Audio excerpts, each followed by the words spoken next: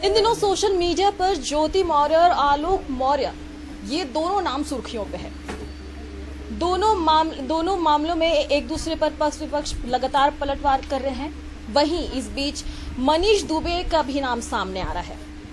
इस मुद्दे पर आज मैं मौजूद हूं तमाम अधिवक्ताओं के बीच में और इनसे बातचीत करेंगे। आखिर ज्योति मौर्य के केस पर उनका क्या कुछ कहना है। मेरे साथ अभी यहाँ पे मौजूद है बार काउंसिल के हेड संजय कुमार विद्रोही जी, इनसे हम जरूर बातचीत करेंगे।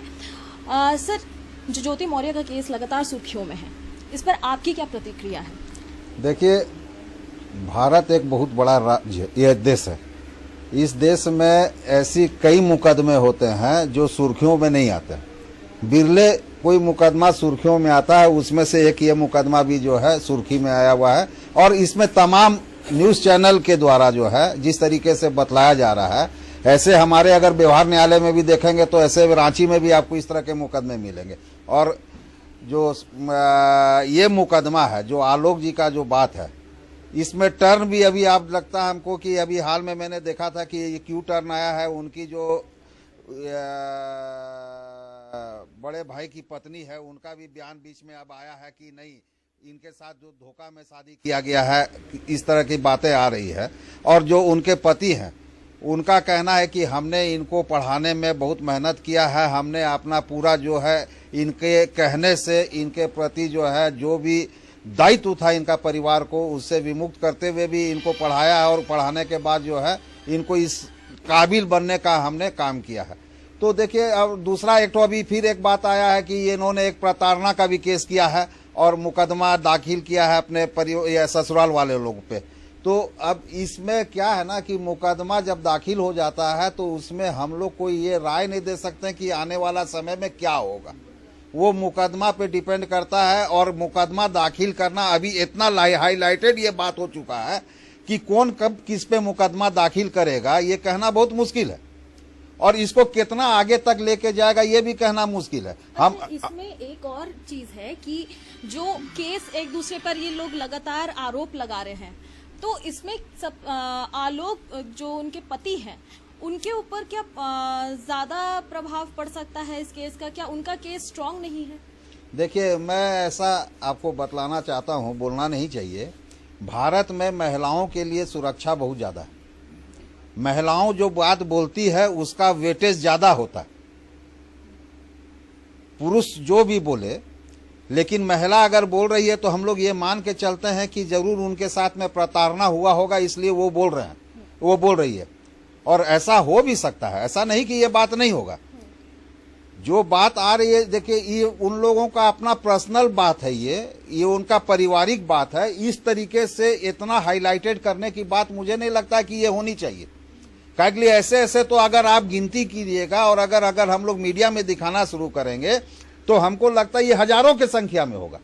तो इस सब को तो आपको उतना वेटेज नहीं मिलता है। ये एक ऐसा वेटेज मिला है। अभी उनके पति का कुछ कहना है, उनका कुछ कहना है, अब साथ में अब उनकी जो घर की जो दूसरी बहू है उनका भी कूद जाना और यही बात बोलना, तो अब ये तो संशय की बात होता है ना। ये तो कानून का बात होता है, इन्वेस्टिगेशन का बात होता है। इन्वेस्टिगेशन में हम लोग कुछ भी नहीं बोल सकते। तो आलोक का पक्ष कमजोर पड़ सकता है? नहीं, ये हम नहीं कह सकते कि आलोक का पक्ष कमजोर पड़ेगा, चाहे मौर्य इनका जो है उनकी पत्नी का पक्ष मजबूत पड़ेगा। ये इन्वेस्टिगेशन की चीज है। इन्वेस्टिगेशन में क्या आएगा वो तब जाके निष्कर्ष निकलेगा। अभी बोलना मेरे हिसाब से, कोई भी बात बोलना मेरे हिसाब से उचित नहीं रहेगा, क्योंकि इन्वेस्टिगेशन ना मैं जानता हूं और न मेरे यहाँ पे किसी भी साथी को ये जानकारी है कि ये इन्वेस्टिगेशन में क्या आ रहा है। ये सब अभी वाक युद्ध चल रहा है एक दूसरे के प्रति जो है वो। आप ये समझिए ना कि अगर हमको अभी गुस्सा रहेगा तो गुस्सा में मैं क्या बोलूंगा क्या नहीं बोलूंगा, वो बाद में पछतावा हमको होता है 3 दिन बाद 4 दिन बाद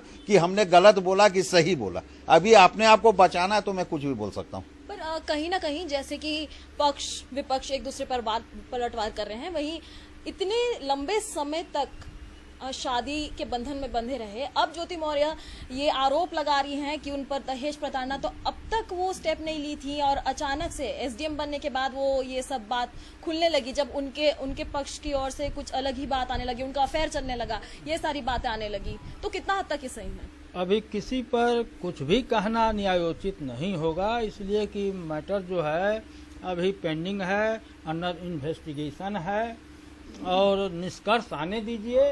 इन्वेस्टिगेशन में क्या होता है तभी हम लोग कुछ कह सकते हैं। इस पर क्या कुछ मीन्स कार्रवाई होती है ऐसे मामलों पर? कार्रवाई दोनों पर होगा। अब कोर्ट क्या करता है, जो केस है, पुलिस क्या इन्वेस्टिगेशन करता है, निष्कर्ष क्या आता है, तभी हम लोग कुछ बताने के लायक रहेंगे। अभी सक्षम नहीं है बताने के। यहाँ पे कुछ महिला अधिवक्ता हैं, इनसे हम जरूर बातचीत करेंगे। जैसे कि ज्योति मौर्य का केस जो सामने आया था, इस पर एक चीज सबसे पहला मुद्दा यही हाईलाइटेड था कि वो अपने दोनों बच्चों को छोड़ने के लिए तैयार थी। तो ऐसे में बच्चों पर कितना कुछ इफेक्ट पड़ सकता है और ऐसे मामलों पर क्या कुछ कार्रवाई है? देखिए, पारिवारिक मामले में जहाँ पति पत्नी की लड़ाई होती है वहाँ सबसे ज्यादा सफर तो बच्चे ही करते हैं, चाहे वो ज्योति मौर्य का केस हो या लाखों पेंडिंग यहाँ फैमिली कोर्ट में केसेस है। ज्योति मौर्य का केस चूंकि इतना हाईलाइट है और हम लोग उस पर चर्चा इसलिए कर रहे हैं क्योंकि हमारा जो सामाजिक ताना बना हुआ है, तो हमारे दिमाग में ये बैठा हुआ कि एक औरत जो है वो अपनी हर रिश्ते को ईमानदारी से निभाना चाहिए। एक पत्नी को अपने पति के लिए वफादार होना चाहिए, एक माँ को अपने बच्चे के लिए। तो चूंकि उनके इस ड्यूटी में कमी आई है, और अगर हम लोग एग्जाम्पल देखें तो ये काम पुरुष के तरफ से तो हजारों साल पहले से होते रहे हैं। ऐसे बहुत सारे केसेस हैं जहां आपने देखे होंगे कि एक साधारण महिला, एक साधारण पुरुष है, अगर वह कोई ऊंचे मुकाम तक गया तो अपनी पत्नी को छोड़ दिए हैं, दूसरी शादी कर लिए। राजनीति में ऐसे बहुत उदाहरण देखने को मिलेंगे, एडमिनिस्ट्रेशन में, लेकिन उस पर चर्चा नहीं होती है। चूंकि एक महिला ने ऐसा किया है इसलिए ये मामला इतना उछला हुआ है। और बच्चों की बात है तो बच्चों पे तो असर होगा ही उनका। तो क्योंकि महिलाओं को इतना अचानक से हाईलाइट किया जा रहा है, तो क्या ये मतलब सोशल मीडिया पे जो इनके प्राइवेसी को सामने लाया गया, कहीं ना कहीं ये उनके पारिवारिक चीजें हैं जो कि हाईलाइट होकर अब सामने आ गई हैं, तो क्या ये सही है? देखिए, ऐसा तो नहीं होना चाहिए। ऐसा जैसा आरोप लगा है वो तो इन्वेस्टिगेशन पर ही निर्भर करता है। वहाँ जब पता चले कौन सही है कौन गलत है, उसके आधार पर जजमेंट किया जा सकता है। तो ज्योति मौर्य सिर्फ एक महिला है, तो क्या इसी वजह से क्या महिलाओं की गलती है या पुरुष की गलती है, क्या इसको डिफरेंशिएट किया जा सकता है? ये तो इन्वेस्टिगेशन पर निर्भर करता है कि गलती किसका है। कि इस मुद्दे को ज्यादा उठाया इसलिए गया है क्योंकि ज्योति मौर्य एक महिला है और वो एक साधारण पुरुष से शादी उनकी हुई थी। उन्होंने पढ़ाया लिखाया, ईमानदारी से अपना रिश्ता निभाया। ये जब ऊंचे मकाम को पा गई तो अपने पति को धोखा दिया, इसलिए ये मामला है। क्योंकि औरतों से उम्मीद होती है कि हर हाल में अपना रिश्ता निभाए, पुरुष से ये उम्मीद बहुत कम होती है। अगर ये ऐसे उदाहरण हमारे कोर्ट में देखे जाएंगे तो ऐसे 50 मिलेंगे जहां एक सक्सेसफुल पुरुष ने जब वो सफलता पाई तो अपनी वाइफ को छोड़ दिया। या ऐसे राजनीति में भी मैं आपको उदाहरण दूं, हमारे सामने स्वर्गीय रामविलास पासवान जी थे, उनकी शादी एक साधारण महिला, ग्रामीण परिवेश में पली बढ़ी महिला से हुआ, जहां राजनीति में ऊपर मुकाम में आए, उन्होंने शादी कर लिया, उनका बेटा आज देख रहे हैं आप लोग। तो ये उदाहरण हमारे समाज में बहुत पहले से है। चूंकि एक महिला ने ऐसा किया इसलिए इसको इतना हाईलाइट किया जा रहा है। और वैसे चाहिए पुरुष करे चाहे महिला, ये तो गलत ही है। ये तो गलत ही है।